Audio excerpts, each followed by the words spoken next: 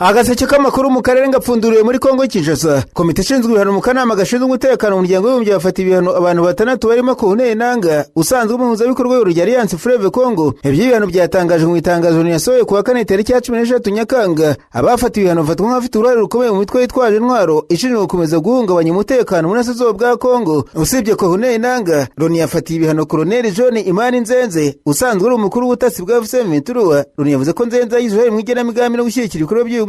Urutonde rw'abafata ibihano kandi rugaragaraho abayobozi babiri umutwe wa FDL urwanya ubutegetsi bw'u Rwanda, abone General de Brigade Sebastien Wimbabazi na Gustave Kubwayo uzwi ku izina rya Sirikof usanzwe ari umuyobozi wa FDL Foka akaba n'ushinzwe umutwe wa CRAP. Loni ishinja Kubwayo kuyobora ibikorwa birimo kwibasira abasivile, gushimuta abantu hagamije kubaka ingurane no kugira uruhare mu bucukuzi no gucuruza umutungo kabiri mu buryo bunyuranyije n'amategeko. Abandi bashyizwe ku rutonde ni Mohamed Rumisa uvuga nk'umuyobozi, umuganga n'ushinzwe ikoresha n'ubufasha bwo hanze bw'umutwe wa ADF ugikomoka muri Uganda, hamwe na Colonel Sherese Matama usanzwe umuyobozi wa gisirikare mutwe twirwaneho ukorera mu misozi miremire ya Kivu y'Amajyepfo. Loni ishinja twirwaneho ibikorwa by'ihohoterwa byakorewe abasivile kuva umutwe washingwa hagati ya 2008 na 2010. Uretse abantu ku giti cyabo, Loni yanashyize ku rutonde rw'ibihano umutwe wa FCM23. Abashyizwe kuri uru rutonde bahita bafatira ingamba zirimo gufatirwa imitungo yabo aho iri hose ishobora kugerwaho, kubuzwa ingendo mpuzamahanga no gufatirwa imbarigo zo gutunga cyangwa se guhabwa intwaro. Iyi cyemezo gifashwe mu gihe imirwano ikomeje mu burasirazuba bwa Kongo, ibintu bikomeje guteza impungenge umuryango mpuzamahanga. Ba ofisiye bakuru mu ngabo za Kongo Kinshasa baherutse koherezwa iguma mu rwego rw'ishyirwa mu bikorwa by'amasezerano y'agahenge hagati ya Kongo Kinshasa na FCM23. Kuwa 4 bahuye ku mugaragaro n'amagare FCM23 mu nama yabereye Goma. Muri iyi nama impuguke n'abo ofisiye bashyizweho n'impande zombi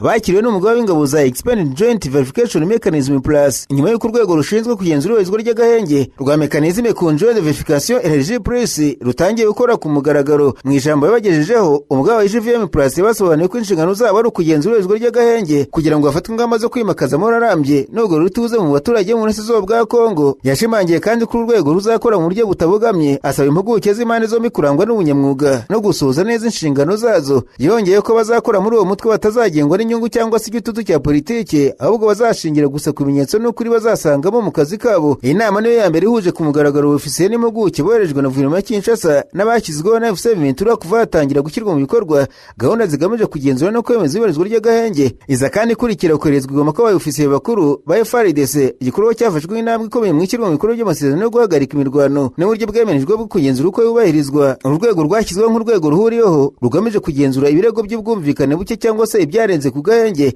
hagamijwe gutanga raporo zishingiye ku bimenyetso no gufasha impande zombi kubungabunga ituze mu bice byibasiwe n'intambara. Nyuma y'amasezerano yerekeye agahenge Kinshasa na FCM23 bagezeho mu kwakira k'umwaka ushize, nyuma y'ibiganiro by'impande zombi byaberaga i Doha muri Katari, Colonel Mahoro Ruterera umusirikare mukuru mu ngabo za Kongo Kinshasa yapfuye aguye muri gereza ya Ndoro y'i Kinshasa aho yari amaze igihe afungiye. Uyu ofisiye w'umunyamurenge yari yakatiwe igifungo cy'imyaka 15 nyuma yo guhamwa n'icyaha cyo kugambanira igihugu.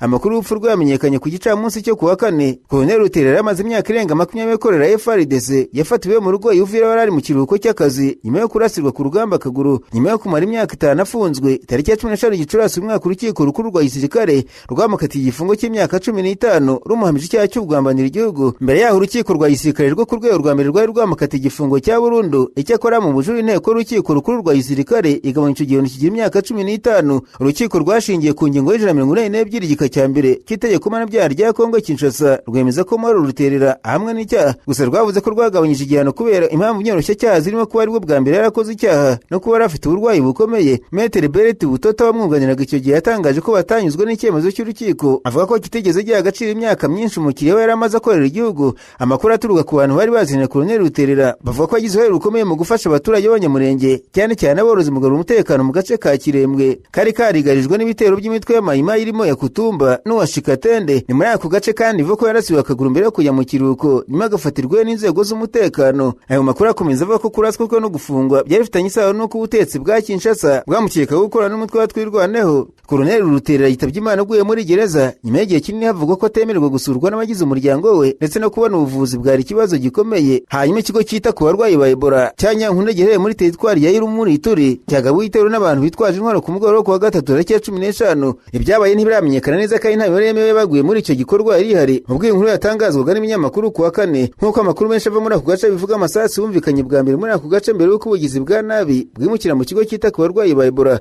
Amakuru menshi avuga ko icyo gitero cyagabwe n'abakekwaho kuba inyeshyamba z'umutwe wa FPIC, nubwo aya makuru ataremezwa n'abayobozi. Nk'uko aya makuru abivuga, umugabo ukekwa ko ari umwe mu bagize iri tsinda ry'abitwaje intwaro yakomerekejwe n'amasasu ubwo yarajyanwe ku kigo cy'ubuvuzi cya Centre Medical Evangelique. Bagenzi bavuga ko berekeje ku kigo cyita ku barwayi ba Ebola, aho bateye ikigo mu mbere yo kwinjira imbere. Abatanga bamwe bavuga ko hahise habaho ubwoba. Abakozi, abaganga n'abarwayi bavuga ko bahunze bakajya kwihisha. Umukozi mu by'ubuzima wari aho hantu yavuze ati nayo mfite ubwoba, urupfu rumaze kumpusha. Amakuru ataremezwa agaragaza ko hashobora kuba hari abapfuye. Abayobozi n'abashinzwe umutekano muri ako karere bari bataratangaza imibare yaguye muri icyo gitero cyangwa se ngo basohore itangazo. Igitero giteye impungenge zikomeye ku ngaruka zacyo ku ikwirakwira ry'icyorezo cya Ebola. Gutatana kw'abarwayi n'abakozi bo kwa muganga bishobora gushyira mu kaga ibikorwa byo kwita ku barwayi no kongera ibyago byo kwirakwira kw'indwara. Mu itangazo ryashyizwe ahagaragara, umunyapolitiki akaba n'umwe warwanya ubutegetsi Moise Bafwa yamaganye iki gitero.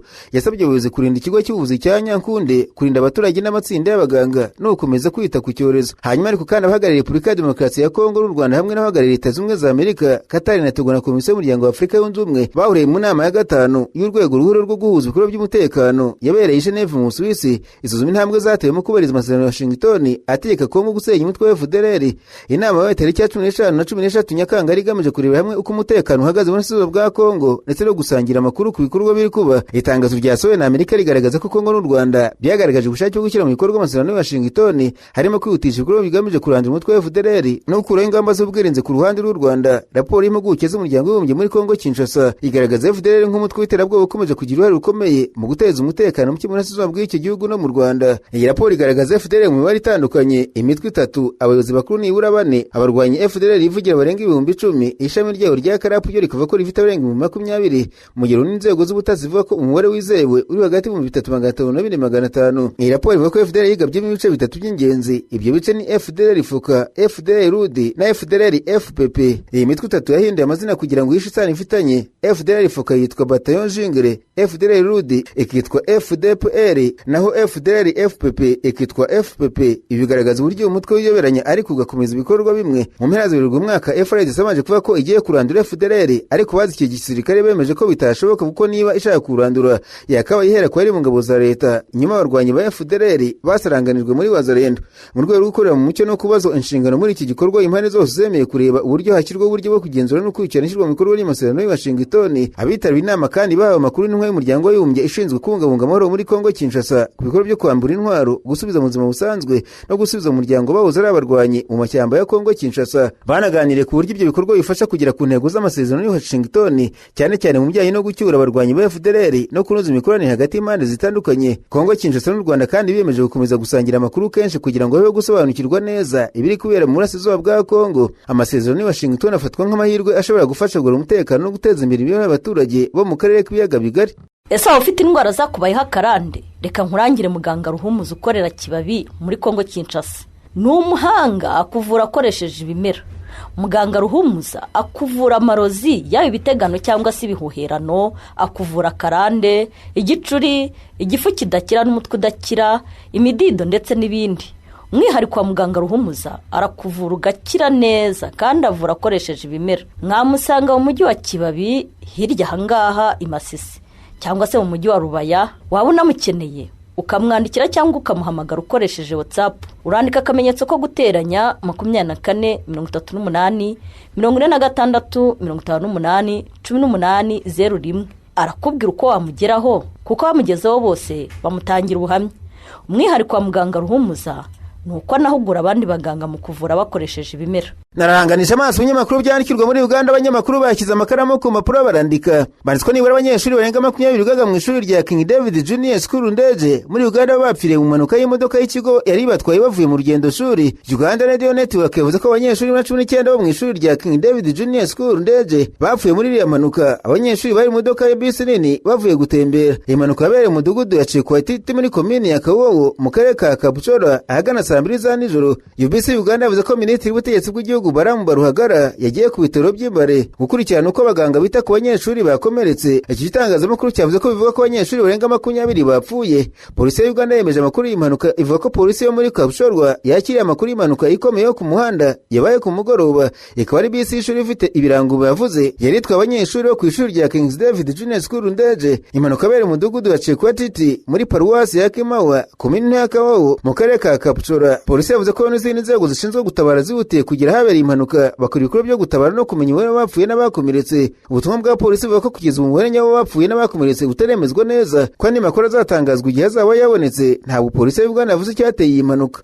Mbabwire kandi ko umunyapolitiki umaze igihe kinini warwanya ubutegetsi bwa Uganda Salamu Musumba naho ari umudepite wagariye Kira Municipality Ibrahim Semujunganda ari umusesenguzi wa politiki Charles Rwomucana bagaragaje umunyandiko w'ubushinjacyaha bivuga ko babaye umugambi mugari ku butegetsi bwa Perezida Museveni. Icyakora nta n'umwe muri abo bantu uraregwa cyangwa se ngo yarafashwe mu rwego rw'iperereza cyangwa urubanza rujyanye n'icyo kirego. Amazina yabo yavuze ko gatatu mu iburanisha ryabereye imbere y'umucamanza mukuru w'urukiko rwa gisirikare rwa Makindye Sara Basemera ubwo ubushinjacyaha bukuru bwoherezaga dosiye y'abahoze ari meya wa Kampala Elias Lukwago mu rukiko rukuru kugira ngo uburanishwe icyaha cyo kudahishura umugambi wo guhambanira igihugu kandi bikekwa ko yarawuzi. Inyandiko y'ubushinjacyaha igaragaza ibimenyetso ubushinjacyaha buteganya kuzashingiraho mu rubanza ivuga ko dosiye yubakiye ku gikorwa cy'iperereza ry'ibanga cyakozwe n'inzego z'ubutasi cyarimo Andrew Wilson usobanurwa nk'umuntu ufite ikigo cyigenga gishinzwe ibikorwa by'umutekano gikora ubucuruzi bw'intwaro iperereza ndetse n'amahugurwa y'uburyo bwa gisirikare n'umutekano. Nk'uko ubushinjacyaha bivuga mu mwaka wa 2021 Joel Wakayima umunya-Uganda wo mu Busuwisi yegereye Andrew Wilson amusaba kumuha amahugurwa ya gisirikare ndetse n'intwaro kugira ngo nk'uko ubushinjacyaha bubivuga bahirike ku ngufu z'igisirikare. Ubutegetsi bwa guverinoma ya Uganda ubushinjacyaha buvuga ko kwemera umugambi Andrew Wilson yese amenyesha inzego z'umutekano za Uganda. Nyuma yaho ngo yinjijwe mu bikorwa byahoze cyitwa CMI kugira ngo akomeze gukirana imishyikirano n'abakekwa uwo mugambi mu gihe ari gukorana urwishwa n'inzego z'ubutasi afata amajwi ndetse anandika ibiganiro n'inama bagiranaga. Inyandiko y'umwaka igaragaza ko 2023 Joel Wakayima yahuje Andrew Wilson na Salamu Musumba. Ubushinjacyaha bukomeza buvuga ko muri iyo nama yabaye yifashishije ikoranabuhanga.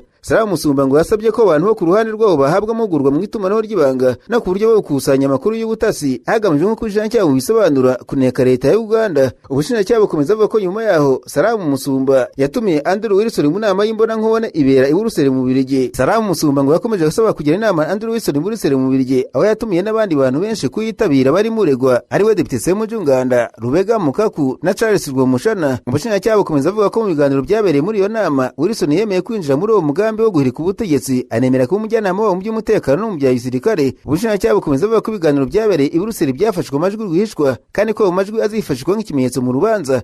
Bukomeza busobanura kandi ko nyuma yaho Salamu Musumba yasabye Joel Wakayima kumuzana Colonel Itali Dr Kiza Besigye uhoze ari ofisiye mukuru mu ngabo za Uganda. Ubushinjacyaha bukuru buvuga ko inama zakurikiyeho zabereye i Geneve i Buruseli nyuma zikabera i Nairobi zaje kurangira yafashe Dr Kiza Besigye n'umwunganizi we Haji Obedi Rutare mu nyubako ya Riverside Department i Nairobi mu gushyingo mu myaka 2 ishize mbere yuko basubizwa muri Uganda. Nubwo Salamu Musumba Ibrahim Semujunganda na Charles Rwomushana bagarukaho kenshi mu nkuru ikubiye mu nyandiko y'ubushinjacyaha, ubushinjacyaha bukuru ntiburabarega ku mugaragaro ko nta rumwe muri bo uritaba urukiko kubera ibyo birego. Inyandiko y'ubushinjacyaha yashyirijwe urukiko rwa Makindye ireba gusa Elias Lukwago urega icyaha cyo kudahishura umugambi wo kugambanira igihugu. Ubushinjacyaha buvuga ko kubera ko ari perezida w'ishyaka People's Front for Freedom yarazi uwo mugambi uvugwa ariko ntiyawumenyesha inzego zibishinzwe. Mu rwego rw'ubutabera bwa Uganda inyandiko y'ubushinjacyaha ni inshamake y'ibimenyetso n'ibirego ubushinjacyaha buteganya kuzagiza imbere y'urukiko rukuru mu gihe cy'urubanza. Ibikubiye muri iyo nyandiko y'ubushinjacyaha ntibiragaragazwa cyangwa se ngo bisuzumwe mu iburanishwa, bityo bikaba bitarafatirwa umwanzuro n'urukiko kandi abantu bavuzwemo ariko batararegwa ku mugaragaro nabo ntibarabona umwanya wo kwisobanura cyangwa se gusubiza ibyo birego imbere y'urukiko. Dr Kiza Besigye urwanya ubutegetsi bwa Uganda kandi yanze gutoranya abanyamategeko bashobora kubunganira ku rutonde rw'abunganizi 746 yawe n'urukiko, avuga ko adafite amakuru ahagije yatuma amenya ubushobozi bwabo. Mu iburanisha ryo ku itariki 15 Dr Besigye yabwiye urukiko rukuru ko akifuza kunganirwa n'abunganizi yahaye akazi. Iyo ngingo niyo yibanzwe ubwo urubanza rwa Dr Kiza Besigye na mugenzi we Haji Obedi Rutare rwakomezwaga mu rukiko rukuru i Kampala imbere y'umucamanza Emmanuel Baguma.